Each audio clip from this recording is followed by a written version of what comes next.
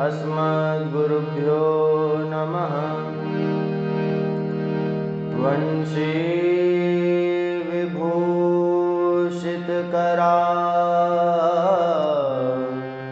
नवनीरुदाभा पीताम्बरा तरुणबिम्बफलाधरोष्ठान् पूर्णेन्दुसुन्दरमुखा दरविन्दनेत्रा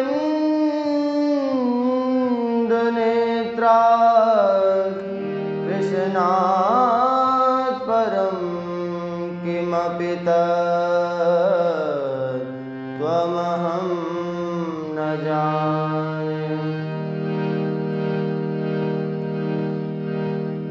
श्रीलक्ष्मीनाथ समारम्भां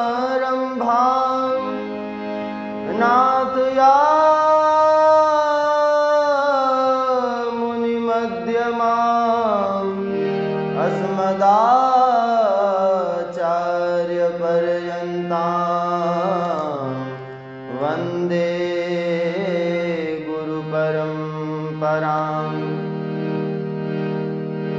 जय जय श्री राधारमण, जय जय नवल किशोर, जय गोपी चितचोर प्रभु, जय जय माखन चोर। श्री द्वारिकाधीश भगवान की जय। आइए आज की मंगलमयी सत्संग वार्ता को हम आरंभ करें। उससे पूर्व में 2 मिनट भगवान नाम संकीर्तन करते हुए अपनी मनवाणी को पवित्र करेंगे। तत्पश्चात आज की मंगलमयी सत्संग वार्ता को हम आरंभ करेंगे। गोविंद गोपाल गाइए रे भजो राधे गोपाल कृष्ण गाइए। गोविंद गोपाल गाइए रे भजो राधे गोपाल कृष्ण गाइए। गोविंद गोपाल गाइए रे भजो राधे गोपाल कृष्ण गाइए।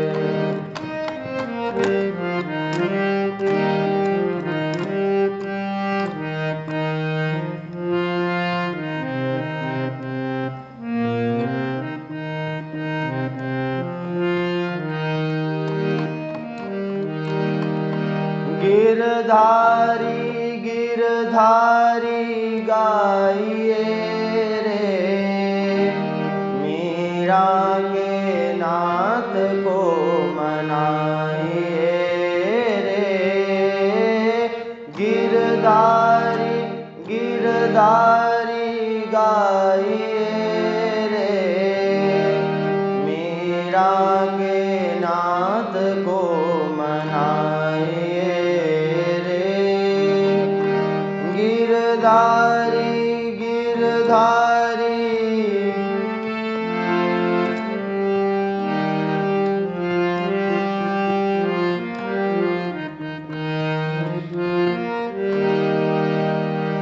गिरधार गिरधार गाइए रे भजो राधे गोपाल कृष्ण गाइए रे।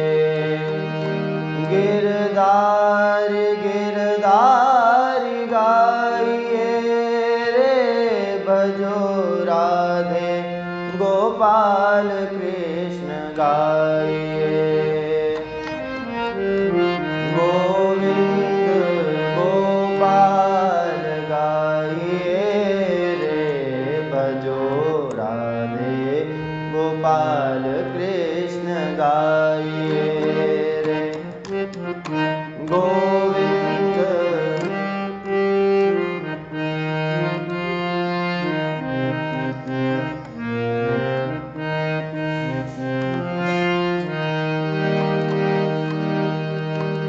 गिरधारी गिरधारी गाइए रे मीरा के नाथ को मनाइए रे। गिरधारी गिरधारी गाइए रे मीरा के नाथ को मनाइए रे। मुरली मनोहर गाइए रे भजो राधे गोपाल कृष्ण गाइए रे। मुरली मनोहर गाइए रे भजो राधे गोपाल कृष्ण गाइए रे। गोविंद गोपाल गाइए रे भजो राधे गोपाल कृष्ण गाइए। गोविंद गोपाल गाइए रे भजो राधे गोपाल कृष्ण गाइए रे। गोविंद गोपाल गाइए रे भजो राधे गोपाल कृष्ण गाइए। गोविंद गोपाल गाइए रे भजो राधे गोपाल कृष्ण गाइए। राधे गोपाल कृष्ण गाइए। राधे गोपाल कृष्ण गाइए। श्री कृपा बिहारी लाल की जय। श्री कृपामयी राधा रानी की जय। श्री सद्गुरुदेव भगवान की जय। श्रीमद्भागवत महापुराण की जय। जय जय श्री राधे जय जय श्री राधे जय जय श्री राधे।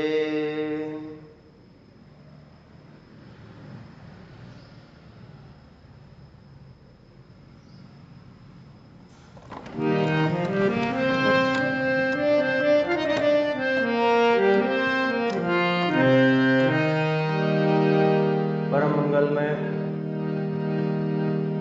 अनंत कोटि ब्रह्मांड नायक भक्त वांछा कल्पतरु भक्त वत्सल शरणागत वत्सल श्री कृपा बिहारी लाल और उन्हीं का वांग्मय स्वरूप श्रीमद् भागवत महापुराण। परम कृपालु परम दयालु श्री कृपा बिहारी लाल के युगल चरणों में बारंबार प्रणाम। परम पूज्य प्रातस्मरणीय पूज्य श्री सद्गुरुदेव भगवान के चरणों में बारंबार प्रणाम। मेरे सन्मुख विराजमान पुराण सम्राट श्रीमद् भागवत जी को बारंबार प्रणाम। और आप सभी भगवत भक्त जो विज्ञान का सदुपयोग करते हुए श्रवण कर रहे हैं, आप सभी भगवत भक्तों को भी बारंबार प्रणाम।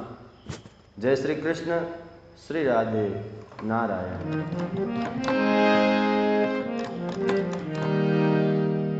परम कृपालु परम दयालु कृपा बिहारी लाल की महती कृपा करुणा से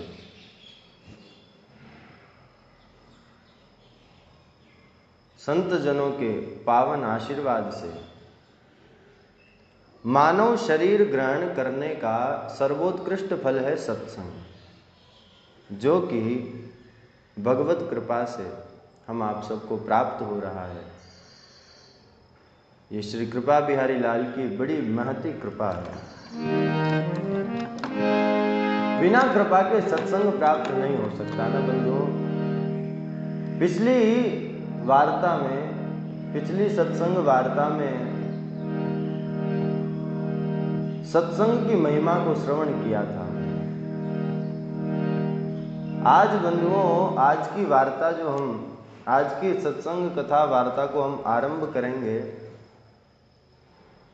आज हम श्रीमद् भागवत क्या है, इस विषय पर वार्ता करें। पुराण सम्राट श्रीमद् भागवत। बंधुओं, याद रखिए, श्रीमद् भागवत कोई किताब नहीं है, कोई पुस्तक भी नहीं है। ग्रंथ नाम इसलिए दिया जाता है क्योंकि ग्रंथ से ऊंचा कोई शब्द है नहीं, इसलिए ग्रंथ कहते हैं। पर हकीकत में बंधुओं, श्रीमद् भागवत साक्षात श्री कृष्ण है। तेनेयं वाङ्मयी मूर्ति प्रत्यक्षा वर्तते हरे। तेनेयं वाङ्मयी मूर्ति प्रत्यक्षा वर्तते हरे। श्रीमद् भागवत में और श्री द्वारिकाधीश में कोई अंतर नहीं। भगवान का वाणी में स्वरूप है श्रीमद् भागवत। बंधुओं, भगवान श्री कृष्ण जब अपनी लीला को संवरण करके अपने स्वधाम को जाने वाले थे, उस समय में भगवान के साथ में उद्धव जी महाराज भी वहां पर थे। भगवान ने उद्धव जी को ज्ञानोपदेश प्रदान किया था, भागवत धर्म का उपदेश किया था। और भागवत धर्म का उपदेश करने के बाद जब उद्धव जी को पता चल गया कि अब प्रभु इस धराधाम को छोड़कर जाने वाले हैं, तो उपदेश प्राप्त करने के बाद में और भगवान के स्वधाम गमन से पहले जो समय बचा था, उसमें उद्धव जी महाराज ने भगवान से एक और जिज्ञासा की। उद्धव जी महाराज उदास हो गए। उदास जब हुए और भगवान से उन्होंने कहा कि प्रभु, आप अपनी लीला संवरण करके जा रहे हैं। भगवान ने कहा, हाँ उद्धव, जो आया है उसे जाना तो है ही। मैं आया हूं तो मुझे जाना भी तो है। ये मेरे द्वारा बनाया हुआ नियम है। परंतु हाँ उद्धव, तुम्हारे जाने में और मेरे जाने में अंतर है। तुम्हारा जन्म होता है और तुम्हारी मृत्यु हो जाती है, परंतु मेरा जन्म और मृत्यु नहीं होती। मैं प्रकट होता हूं और अंतर ध्यान हो जाता हूं। इसलिए उद्धव, आया हूं तो जाना तो है ही। तब उद्धव जी ने कहा, प्रभु आप जा रहे हैं, आपसे एक छोटी सी बात करनी है। भगवान ने कहा, बता क्या बात है। तब उद्धव जी महाराज ने कहा कि हे केशव, महाभारत के युद्ध में अर्जुन को मोह हुआ। अर्जुन को पता नहीं चला कि मुझे क्या करना चाहिए, क्या नहीं करना चाहिए। अर्जुन को मोह हुआ तो आपने श्रीमद् भगवत गीता का ज्ञानोपदेश अर्जुन को प्रदान किया ना। और ज्ञानोपदेश प्रदान करने के बाद अर्जुन का मोह समाप्त हो गया। मुझे जिज्ञासा हुई तो आपने भागवत धर्म का सुंदर दिव्य ज्ञानोपदेश प्रदान किया। मेरी जिज्ञासा भी समाप्त हुई, समाधान मुझे मिला। पर प्रभु, अब आप इस धराधाम को छोड़कर जाने की बात कह रहे हैं। बस मेरा यही आग्रह है कि आगे कलिकाल आने वाला है। अर्जुन को मोह हुआ तो आपने रक्षा की, मुझे आपने रास्ता दिखाया। पर कलयुग के भक्त जो आपकी भक्ति में लगे रहेंगे, उन भक्तों को आपके जाने के बाद रास्ता कौन प्रदान करेगा? वो अपने आप को एक ऐसे चौराहे पर खड़ा देखेंगे कि उन्हें समझ में नहीं आएगा कि मुझे क्या करना चाहिए। उस समय प्रभु उनकी रक्षा, उन्हें रास्ता कौन दिखाएगा? उनका मार्ग प्रदर्शन कौन करेगा? उद्धव के मन की पीड़ा को सुना भगवान ने और भगवान हंसे। भगवान ने कहा, वाह उद्धव, आज तो तुमने बहुत सुंदर याद दिला दी। जैसे अर्जुन का मोह मैंने स्वयं नष्ट किया, तुम्हें जिज्ञासा हुई तो तुम्हारा भी मैंने संदेह दूर किया, जिज्ञासा का समाधान किया। और मेरे जाने के बाद भी मैं ही कली काल के भक्तों को भी रास्ता दिखाऊंगा। उद्धव जी ने कहा प्रभु आप कैसे दिखाएंगे, आप तो अपने धाम को पधार जाएंगे और धाम में जाने के बाद क्या आप बार बार आएंगे? तब भगवान ने कहा सुनो उद्धव, अब मैं तुम्हें कुछ दिखाना चाहता हूं, देखना। उद्धव जी ने कहा बिल्कुल देखूंगा, बताओ क्या दिखाना चाह रहे हो। और बंधुओं, भगवान के शरीर से एक तेज निकला और वो तेज भगवान के शरीर से निकला और श्रीमद् भागवत में समाहित हो गया। भगवान ने उद्धव से कहा समझे कुछ? उद्धव ने कहा नहीं समझे।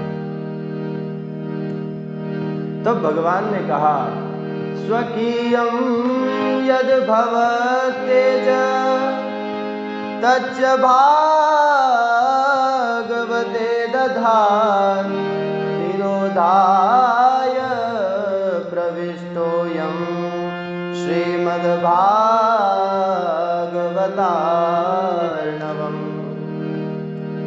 स्वकीयं यद भवतेज तच्च भागवते दधात्। उद्धव तुमने कुछ देखा ना अभी? उद्धव ने कहा हाँ प्रभु देखा, मैंने आपके शरीर से एक दिव्य ज्योति निकली और वो जाकर श्रीमद् भागवत में समाहित हो गई। समझे? नहीं समझा प्रभु। भगवान ने कहा मैं एक रूप से तो भले ही अपने स्वधाम को जा रहा हूं, पर उद्धव एक रूप से मैं इस धराधाम पर श्रीमद् भागवत के रूप में विद्यमान रहूंगा, यहीं पर रहूंगा। और जब कभी कली काल के भक्तों को ये समझ में ना आए कि मुझे क्या करना चाहिए, किसकी शरण में जाना चाहिए,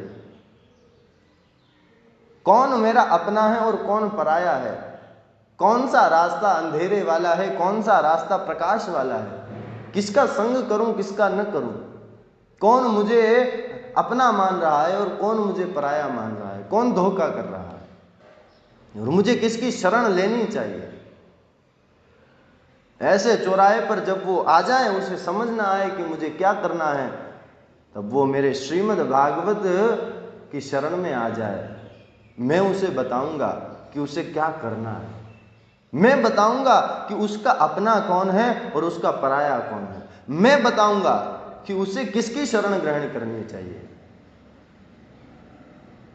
मैं अपने भक्तों को स्वयं बताऊंगा। एक रूप से भले ही मैं अपने धाम को जा रहा हूं, पर एक रूप से मैं यहीं पर विद्यमान रहूंगा इस धराधाम।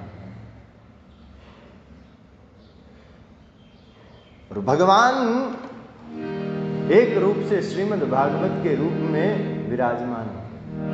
इसीलिए तेनेयं वाङ्मयी मूर्ति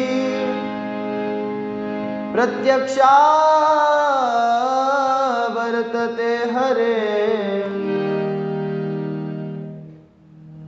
ऐसी श्रीमद् भागवत भगवान का वांग्मय स्वरूप है, ये वाणीमय स्वरूप है। और बंधुओं, ये भागवत हम आप सभी को सुलभ है, देव दुर्लभ है ये भागवत। आप क्या समझते हैं कि ये हमें मिल रही है, ये केवल हम ही को मिल रही है? देवता भी इसके लिए तरसते हैं, देवताओं को सुलभ नहीं है। जब वेद व्यास जी से श्री सुखदेव जी महाराज ने श्रीमद् भागवत का संपूर्ण अध्ययन किया और अध्ययन करने के बाद में गंगा के तीर पर श्री सुखदेव जी पधारे तो उन्हें एक प्यासा दिखाई पड़ा, परीक्षित। और सुखदेव जी महाराज ने उस प्यासे की प्यास को बुझाया, उसे संपूर्ण श्रीमद् भागवत की कथा का रसपान कराया। और जिस समय श्री सुखदेव जी महाराज और राजा परीक्षित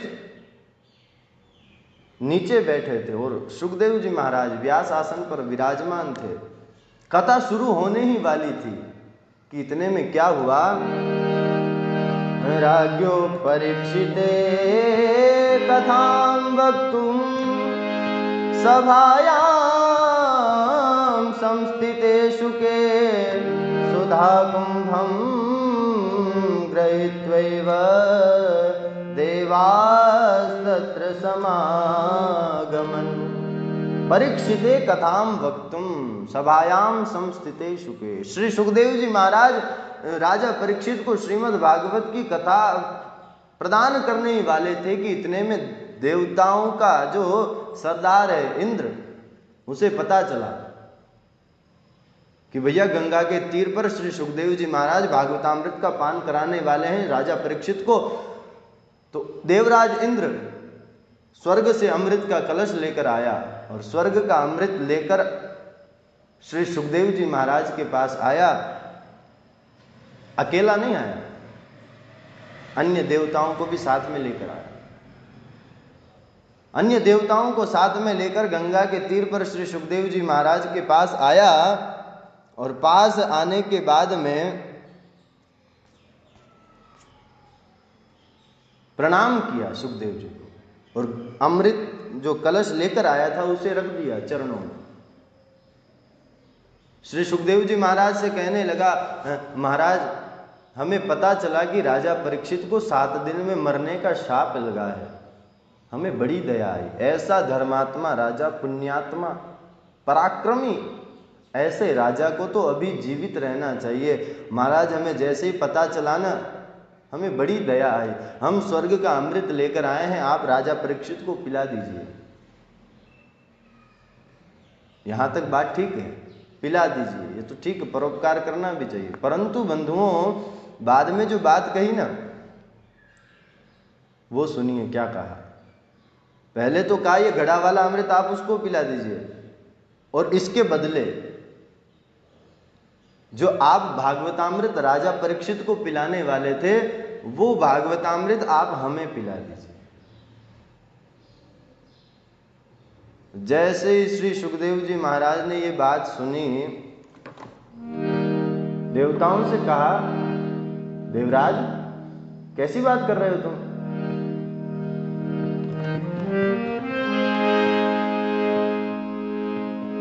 कि क्व सुधा क्व कथा लोके क्व काच क्व मणिर्महान् ब्रह्मरातो विचार्येवं तदा देवांजहास।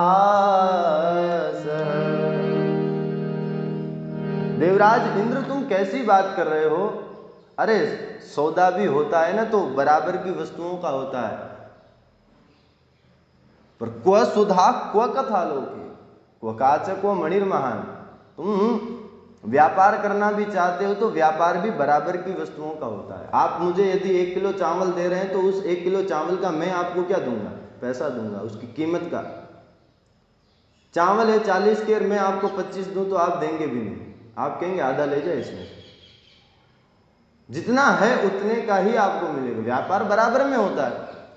पर देवराज इंद्र तुम तो बात कर रहे हो क्व कांच क्व मणिर्महान्, कहाँ तुम्हारा कांच का टुकड़ा और कहाँ मेरा बहुमूल्य मणि? कांच का टुकड़ा मणि की बराबरी कैसे कर सकता है?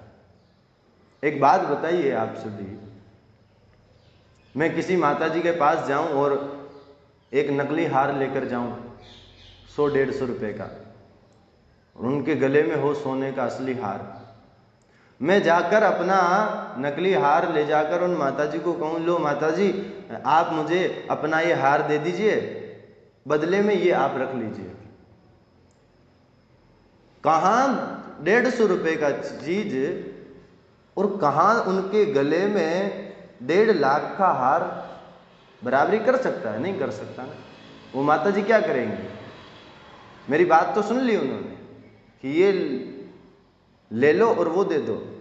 माताजी सबसे पहले अपने घर के अंदर जाएगी और घर के दरवाजे के पीछे जो उनका अस्त्र पड़ा है वो झाड़ू लेकर आएगी, 2-3 मारेगी, उसके बाद में कहेगी तुझे मैं ही मिली पागल बनाने को? 2 कौड़ी की चीज के बदले तू मेरा लाखों का बहुमूल्य हार लेना चाहता है, चल भाग यहां से। भगा देगा वो माताजी भगा देंगी हमें। कोई भी होगा तो वो भगा ही देगा, मारे बिना छोड़ेगा भी नहीं। कहेगा अच्छा तुझे पागल बनाने को मैं ही मिला, जा किसी और को बनाना पागल। कांच का टुकड़ा मणि की बराबरी नहीं कर सकता। देवराज इंद्र को श्री सुखदेव जी महाराज ने कहा, देवराज इंद्र, कहां स्वर्ग का अमृत और कहां मेरा भागवतामृत? तुम्हारा ये स्वर्ग का अमृत मेरे भागवतामृत की बराबरी नहीं कर सकता। अरे व्यापार करने आए थे, अगर तुम श्रद्धा से कथा सुनने आते ना तो सुनाता, पर अब तुम्हें ये मिलेगी नहीं कथा, भगा दिया।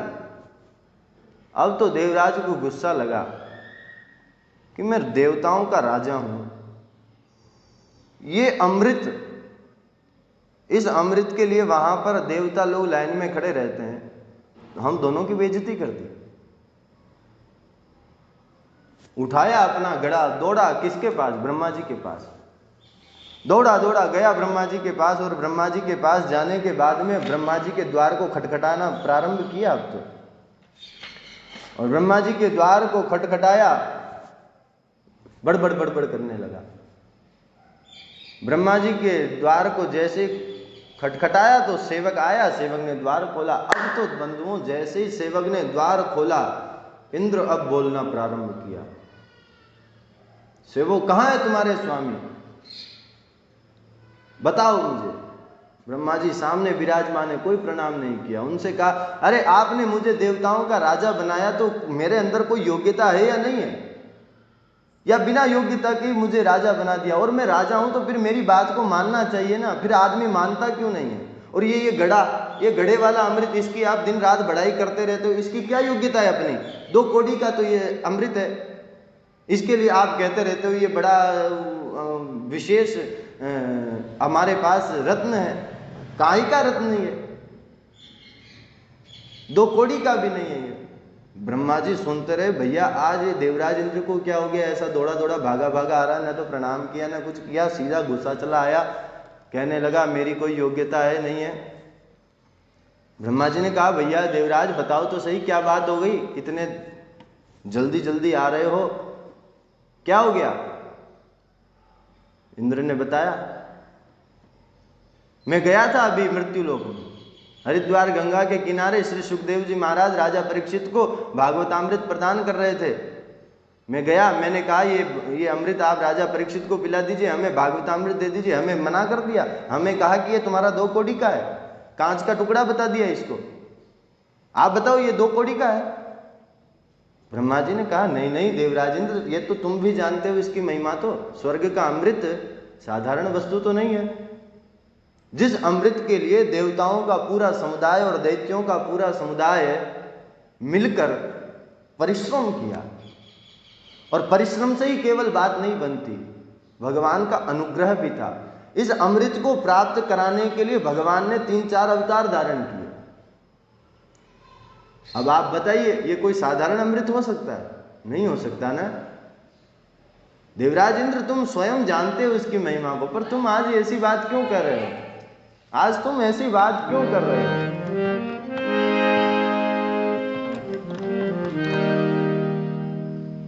इतने में बंधुओं ब्रह्मा जी ये बात कह ही रहे थे, सुनाई पड़ा कुछ। क्या? ढोल बज रहा है, नगाड़े बज रहे हैं, शंख की ध्वनि हो रही है, शोभा यात्रा निकल रही है। ब्रह्मा जी ने अपने सेवक को कहा, भैया देख कर आओ कौन से महापुरुष की यहाँ से सवारी निकल रही है, रैली निकल रही है, कौन जा रहा है प्रभु के धाम। सेवक गया बाहर पूछा, भैया भैया कौन से महापुरुष जा रहे हैं? उन्होंने कहा, भैया ये कोई महापुरुष नहीं, ये तो राजा परीक्षित है। और उन्होंने श्रीमद् भागवत की कथा सुनी। उसकी कथा सुनने से फल ये हुआ कि भगवान के धाम के अधिकारी हो गए। आदेश दिया भगवान ने, हम इन्हें लेने आए हैं और लेकर जा रहे हैं भगवान के धाम। सेवक ने सुना, अंदर से तो सुनकर ही आ रहा था, पुनः अंदर आया। ब्रह्मा जी ने कहा, क्या बात हुई? सेवक ने बताया, महाराज ये जहां से आ रहे हैं ना, जिन राजा परीक्षित को ये देने गए थे, वही हैं उस पालकी। उन्होंने श्रीमद् भागवत की कथा सुनी है, और आज 7वां दिवस था, खत्म विश्राम हुई, भगवान के धाम के अधिकारी हो गए हैं, इसलिए भगवत पार्षद उन्हें लेकर जा रहे हैं वहां। ब्रह्मा जी ने जैसे ही सुना कि राज्ञो मोक्षं तथा वीक्ष्य पुराधातापि विस्मित सत्यलोके तुलां बद्ध्वा तोलयत् साधनान्यज।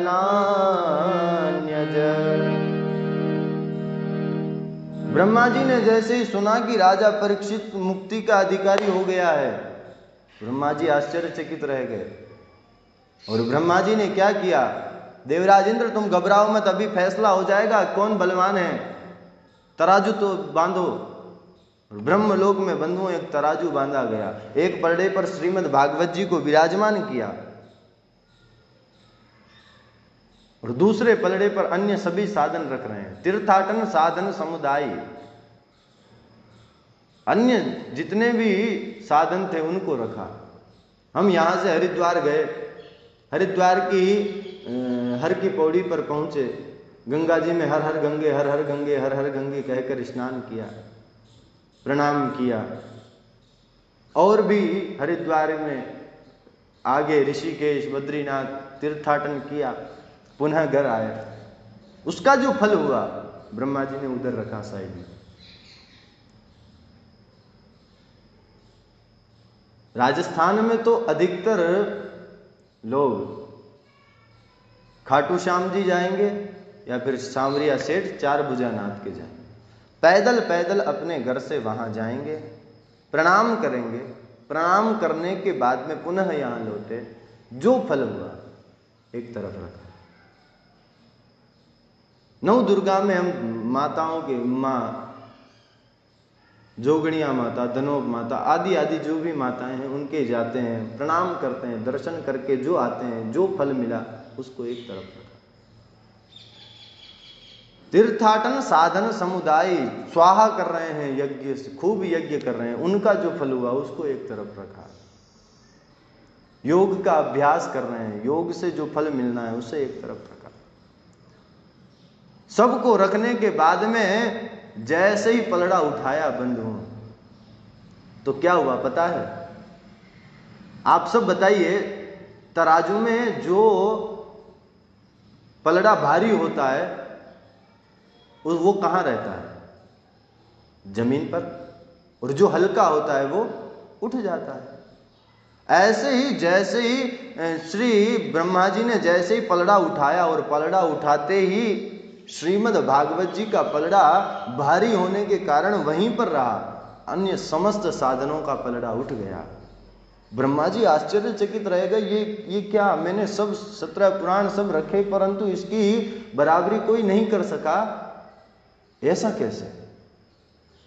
ब्रह्मा जी को आश्चर्य हुआ। अब ब्रह्मा जी महाराज ने कहा रुको, मैं अपनी अंतर्दृष्टि से देखता हूं क्या बात है इसके अंदर। ब्रह्मा जी ने अंतर्दृष्टि की, अंतर्मुखी हुए और अंतर्मुखी होते ही अंतर्मुखी में उन्होंने देखा तो बंधुओं क्या दिखा? श्रीमद् भागवत के प्रत्येक श्लोक में, प्रत्येक मंत्र में, प्रत्येक अक्षर में ब्रह्मा जी को अपने स्वामी श्रीमन नारायण का दर्शन हो रहा है, श्री कृपा बिहारी का दर्शन हो रहा है, श्री द्वारिकाधीश प्रभु का दर्शन हो रहा है। और जैसे ही ब्रह्मा जी को दर्शन हुआ, ब्रह्मा जी सब समझ गए, हमारे स्वामी की बराबरी और कौन कर सकता है? कोई नहीं कर सकता। और ब्रह्मा जी ने कहा सभी देवताओं को संबोधित करते हुए कि मैं निरे भगवद् रूपम शास्त्रम भागवतम कलौ पठनात् श्रवणात् सद्यो वैकुंठ फलदायकम। मैं निरे भगवद् रूपम। अरे देवराज इंद्र, सुखदेव जी ने सही कहा था, ये तुम्हारा ये गड़े वाला अमृत भागवतामृत की बराबरी नहीं कर सकता। तुम बताओ अमृत किसकी कृपा से हमें मिला? इंद्र बोला श्री द्वारिकाधीश की कृपा से। और ये जो हमारे सन्मुख विराजमान है ना भागवतामृत, ये उन्हीं का वांग्मय स्वरूप है। अब तुम बताओ ये गड़े वाला अमृत हमारे स्वामी की बराबरी कर सकता है? नहीं कर सकता। इसलिए ये भगवत रूप है। मेनिरे भगवत रूपम। इसलिए देवराज आपको वहां से भगा दिया गया। सही कहा उन्होंने, कांच का टुकड़ा मणि की बराबरी नहीं कर सकता, ये अमृत हमारे स्वामी की बराबरी कैसे कर सकता है? सभी ने माना कि सही बात कही। इंद्र का गुस्सा ठंडा हो गया और ब्रह्मा जी ने कहा, मेनिरे भगवत रूपम शास्त्रम भागवतम कलौ। इस कलयुग में भगवान का स्वरूप है श्रीमद् भागवत। पठनात् श्रवणात् सद्यो, जिसके पढ़ने से अथवा श्रवण करने से, सद्यो, सद्यो माने तत्क्षण। आप कोई कर्म करेंगे तो उसका फल मानो आपको समय के अनुसार मिलेगा, परंतु श्रीमद् भागवत का पढ़ना और श्रवण करना तत्क्षण सद्यो वैकुंठ फलदायक। देव दुर्लभ वैकुंठ भगवान का धाम तत्काल प्रदान कर देता है। ऐसा धाम बंधुओं, ये पुस्तक नहीं है, ये तो मानो उस तक पहुंचने का जरिया है। ये तो उस तक पहुंचा देती है हमें, पुस्तक नहीं है ये उस तक पहुंचाती है हमें। इसीलिए कहा कि श्रीमद् भागवताख्योऽयं प्रत्यक्ष कृष्ण एव हि। ये भगवान का वांग्मय स्वरूप है। श्रीमद् भागवत में और भगवान में कदापि अंतर नहीं। इतनी दिव्य महिमा श्रीमद् भागवत की गाई। मैं अपने मुंह से अपनी बड़ाई करूं ना तो एक शोभनीय बात नहीं है वो। मैं अपने मुंह से अपनी बड़ाई करूं तो आप कहोगे खुद के मुंह से खुद की बड़ाई कर रहे हैं, गुण तो एक है नहीं। मैं कहूं मैं बड़ा सुंदर हूं तो आप कहेंगे सुंदर उंदर तो लगते नहीं हो। मैं बढ़िया कपड़े पहनता हूं, आप कहोगे इतने भी बढ़िया नहीं है। खुद के मुंह से खुद की बड़ाई करूं तो शोभनीय नहीं है, परंतु हाँ, आपकी बड़ाई यदि कोई तीसरा व्यक्ति करे तो वो सुनने में अच्छी लगती है और वो गुण आपके सुनने में बढ़िया भी लगेंगे और आप उसकी बात मानेंगे। ऐसे श्रीमद् भागवत की महिमा को श्रीमद् भागवत में नहीं गाया, अन्य पुराणों में ही पहले ही गा दिया। इसलिए व्यास जी ने तो वहां से उठाकर यहाँ पर स्थापित कर दिया, वहां से लाकर यहाँ लगा दिया, भैया इनके संग जुड़ जाओ। पद्म पुराण ने ये महिमा गाई। तो इतना ऐसा पतित पावन पुराण सम्राट श्रीमद् भागवत महापुराण साक्षात भगवान का वांग्मय स्वरूप है। वैदिक वांग्मय का सर्वोच्च सदग्रंथ है। भगवत कृपा से ऐसा अद्भुत ग्रंथ जिसका श्रवण समय समय पर हम करेंगे। आज की सत्संग वार्ता को इसी के साथ श्रीमद् भागवत की महिमा के साथ ही विश्राम करते हैं। बोलिए श्रीमद् भागवत महापुराण की जय। और आइए 2 मिनट भगवान नाम संकीर्तन कर लें, उसके बाद में अपनी वाणी को विश्राम करेंगे। श्री कृष्ण गोविंद हरे मुरारी, हे नाथ नारायण वासुदेव। श्री कृष्ण गोविंद हरे मुरारी, हे नाथ नारायण वासुदेव। हे नाथ नारायण वासुदेव, हे नाथ नारायण वासुदेव। श्री कृष्ण गोविंद हरे मुरारी, हे नाथ नारायण वासुदेव। श्री कृष्ण गोविंद हरे मुरारी, हे नाथ नारायण वासुदेव। हे नाथ नारायण वासुदेव, हे नाथ नारायण वासुदेव। श्री कृपा बिहारी लाल की जय। कृपामयी राधा रानी की जय। श्री सद्गुरुदेव भगवान की जय। श्रीमद्भागवत महापुराण की जय। जय जय श्री राधे, जय जय श्री राधे, जय जय श्री राधे। नमः पार्वती पतये, हर हर महादेव। अपनी वाणी को यहीं विराम। आप सभी को बारंबार प्रणाम।